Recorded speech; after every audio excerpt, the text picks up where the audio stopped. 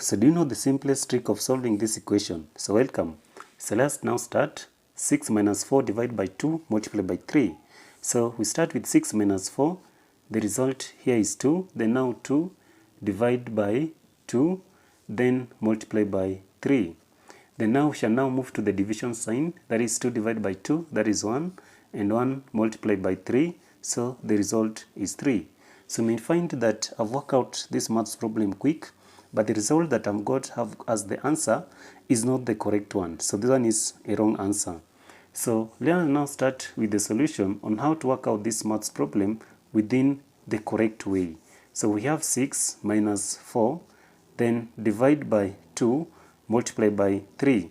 So the trick for solving this maths problem is just to have what is called the PEMDAS. So PEMDAS simply stands for the bracket.